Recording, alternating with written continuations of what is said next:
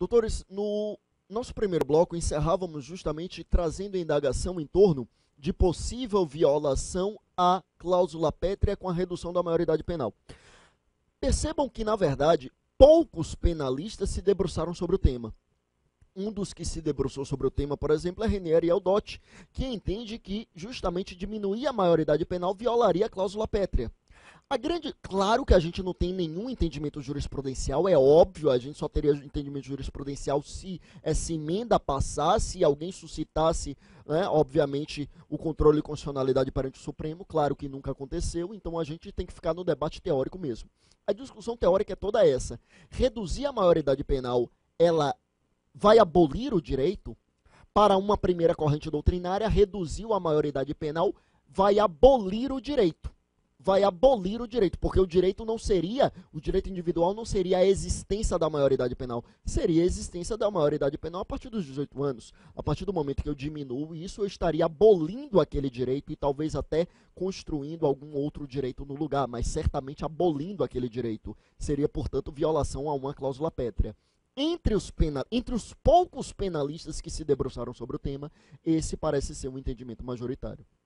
Uma segunda corrente de pensamento vai defender a ideia de que seria possível sim reduzir a maioridade penal desde que não se atingisse o núcleo essencial do direito. Ou seja, reduzir de 18 para 16, tudo bem. Reduzir de 18 para 10 já seria violar o núcleo essencial do direito e aí seria inconstitucional. A discussão toda é essa. Eu reitero que dentre os penalistas prevalece a ideia de que, dentre os poucos penalistas que se debruçaram sobre o tema, eu faço questão de reiterar, né, prevalece a ideia de que não seria possível a redução.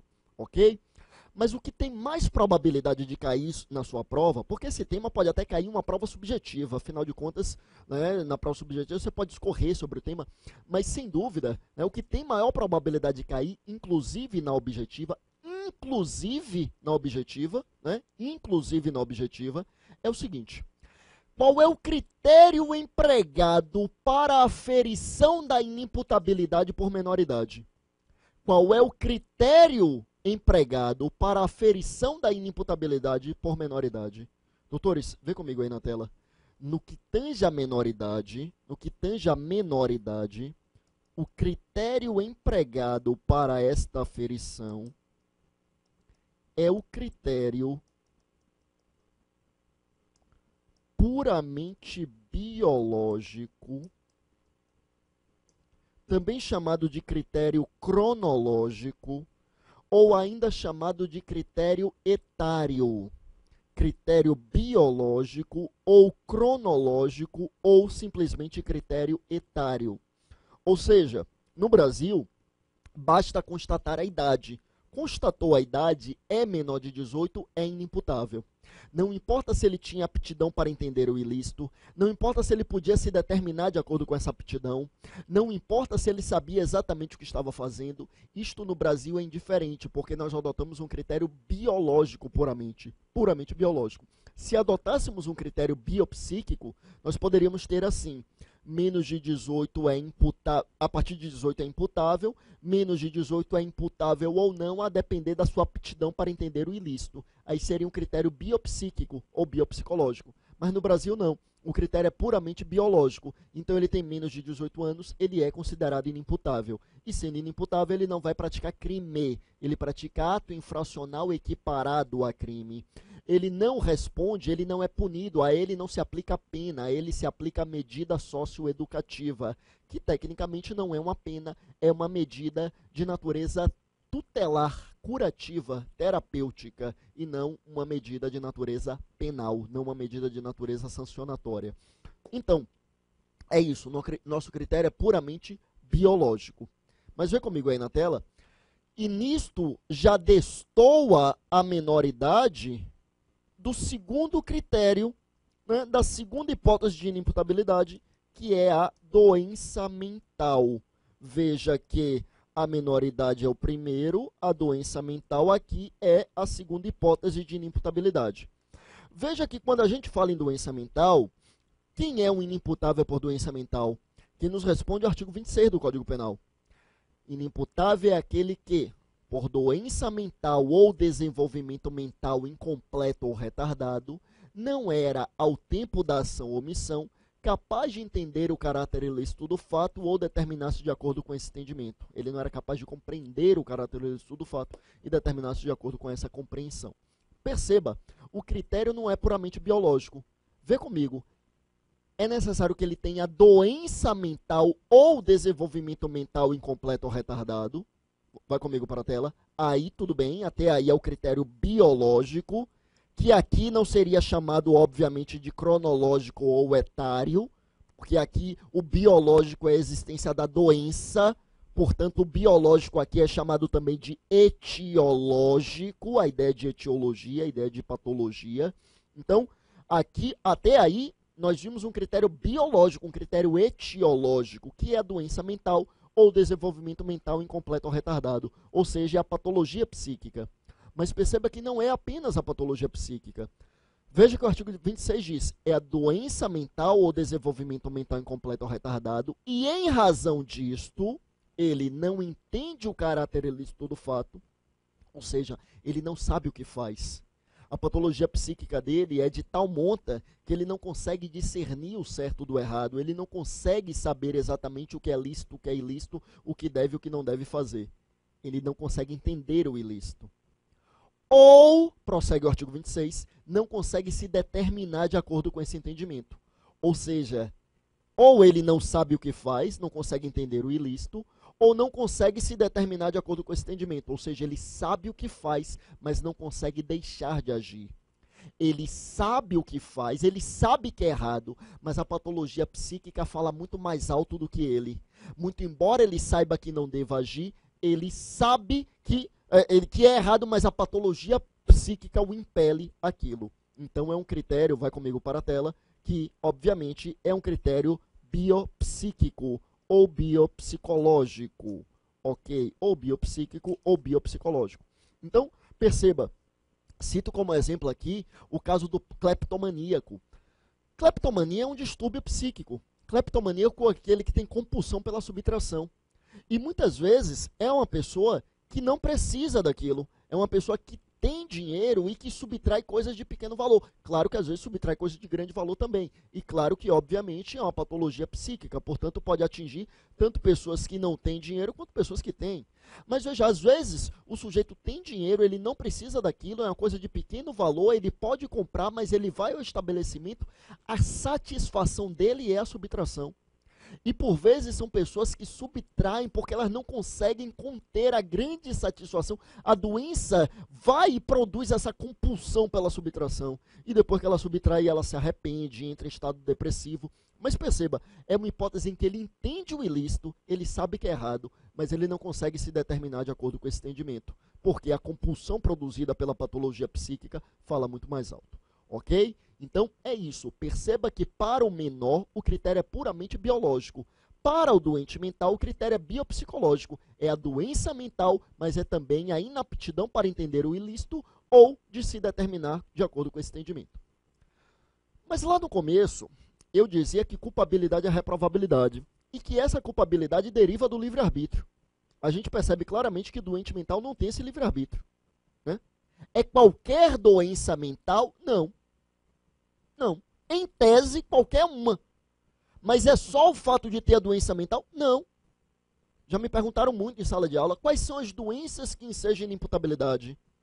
A oligofrenia, a esquizofrenia, a neurastenia, a cleptomania, a síndrome de Down, que também é uma patologia psíquica. Quais são as doenças que ensejam inimputabilidade? O que a gente pode afirmar é o seguinte: qualquer delas, em tese, pode ensejar a inimputabilidade. Qualquer delas.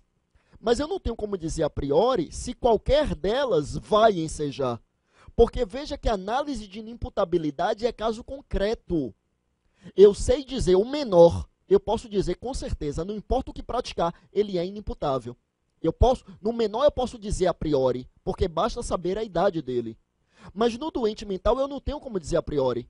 Porque é necessário analisar a doença mental, mas é necessário analisar se, no momento da ação ou omissão, ele tinha condições de entender o ilícito ou de se determinar de acordo com esse entendimento. Então, é necessário aferir o caso concreto. Mas eu dizia que essa falta de livre-arbítrio no doente mental fica muito flagrante, fica muito patente. Porque o próprio artigo 26 diz, não é só a doença mental, é a inaptidão para entender o ilícito ou se determinar de acordo com esse entendimento. Então, quer dizer, não é uma pessoa que tem a capacidade de autodeterminação para saber, eu sei o que é certo, eu sei o que é errado e eu opto pelo errado. Eu sei o que é crime, eu sei o que não é e eu opto pela prática do crime. O doente mental não tem isso.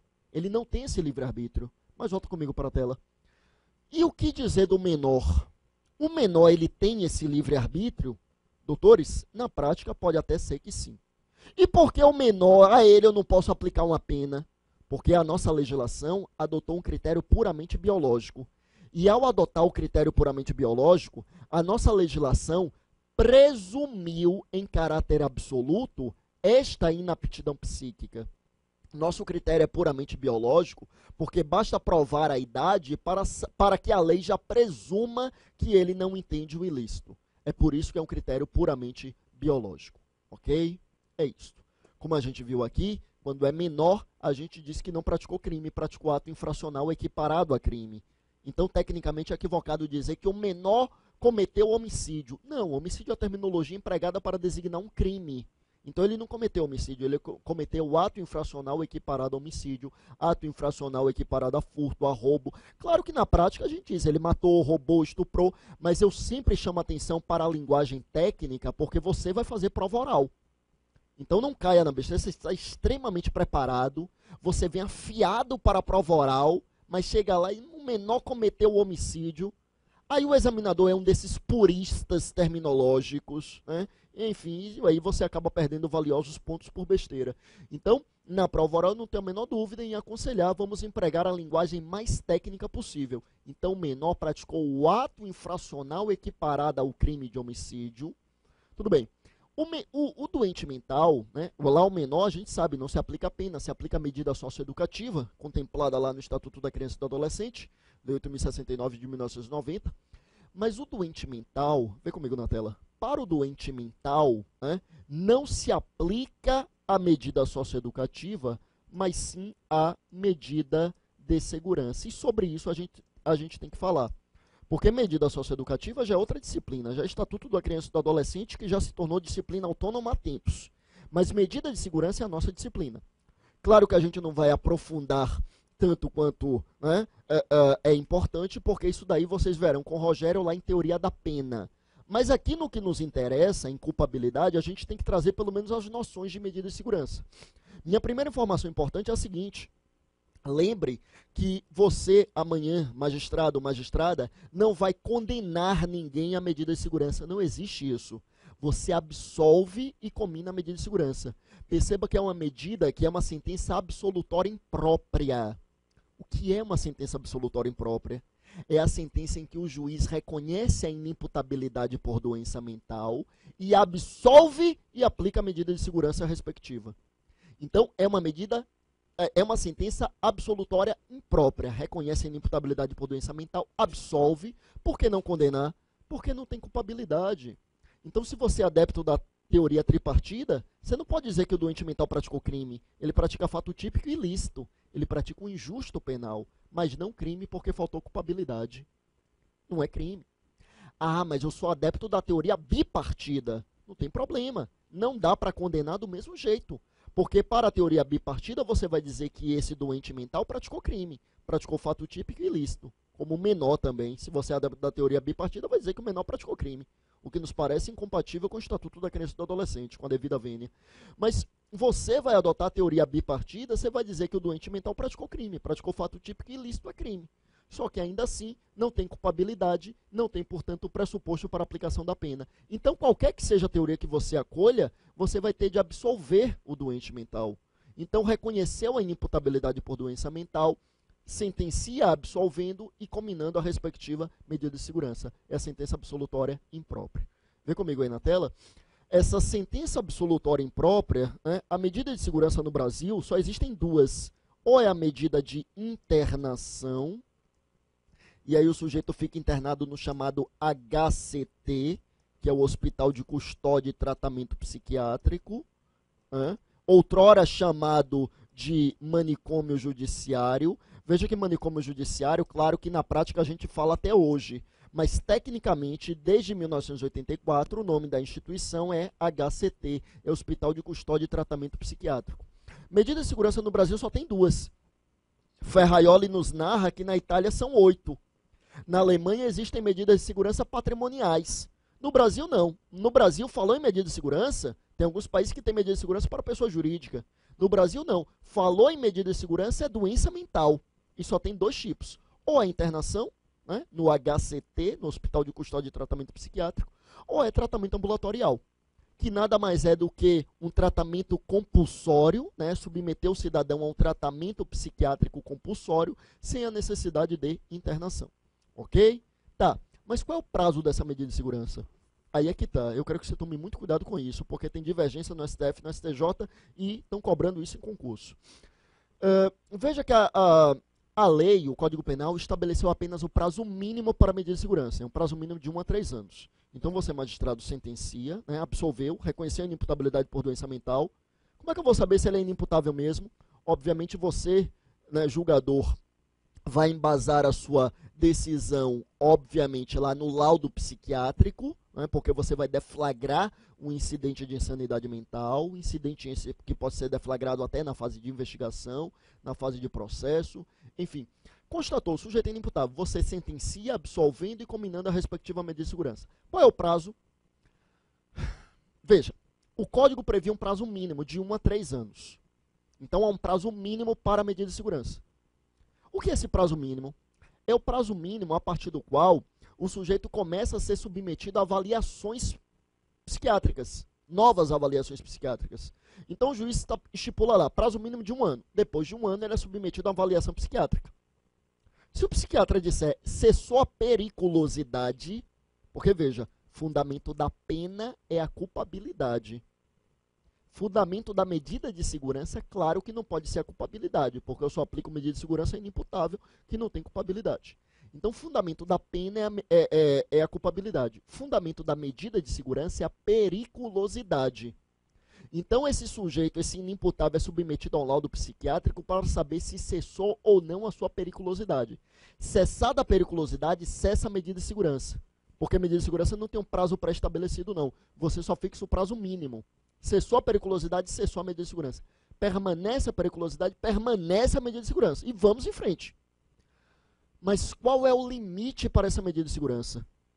A lei não previu.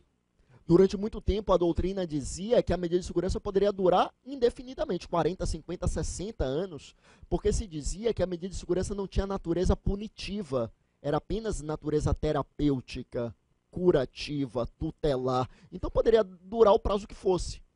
O Supremo já disse que não, que tem que limitar sim. Quando a Constituição limita, quando a Constituição diz que são proibidas as penas de caráter perpétuo, leia como se a Constituição dissesse que são proibidas as sanções penais de caráter perpétuo. E medida de segurança é uma das modalidades de sanção penal. Sanção penal é pena ou medida de segurança. Então o Supremo disse que tem que limitar, a medida de segurança tem que ter um limite. Qual é esse limite? Cuidado com isso, porque STF e STJ divergem.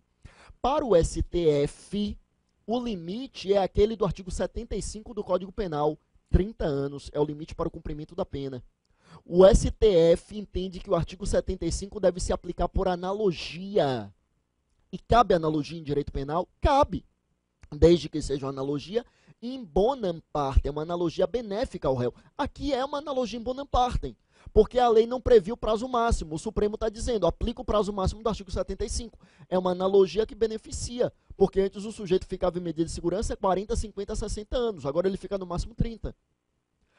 Só que o STJ, e é isso que foi cobrado pelo CESP em 2012, na prova do Tribunal de Justiça de Alagoas, o STJ entende que também tem de limitar o prazo de medida de segurança, só que para o STJ o limite da medida de segurança é o limite máximo da pena que seria aplicada àquele fato. Ou seja, furto simples tem pena de 1 a 4. Se quem pratica o furto simples é um inimputável, para o STJ o limite máximo é de 4. Para o STF, de 30. Porque o limite máximo para o STF é aquele do artigo 75 do Código Penal. Então vamos ter cuidado com isso na hora da prova. Para o STF o limite máximo é do artigo 75, são 30 anos. Para o STJ é o máximo em abstrato para aquele fato. Ok, doutores? É isto. Vamos avançar? Vê comigo aí na tela. Tudo bem. Já falei então do doente mental, abri um parêntese para falar aí de medida de segurança. Lembre que medida de segurança você vai ver com mais vagar quando chegar em teoria da pena. Aqui foram apenas algumas considerações, porque não dava para falar em doente mental sem falar um pouco nisso. Mas perceba, é importante, veja que eu falei do doente mental, é importante falar também, doente mental é inimputável, é importante falar também do semi-imputável. Semi-imputável, chamado doutrinariamente de fronteiriço. Semi-imputável ou fronteiriço é aquele que está na fronteira entre a imputabilidade e a inimputabilidade. Ele está na fronteira. Veja que quando eu falo em semi-imputável, necessariamente eu estou me referindo a um portador de distúrbio psíquico. Não existe semi-imputabilidade por idade. Não, menos de 18 é inimputável, bateu os 18 já é imputável. Ponto. Não existe, não é que nem o direito civil relativamente incapaz, absolutamente incapaz, não existe isso em direito penal. Aliás, você sabe que essa capacidade para os atos da vida civil, né, lá do direito civil, não influi em nada a imputabilidade penal. Nada. O sujeito tem 16 anos, mas foi emancipado pelos pais.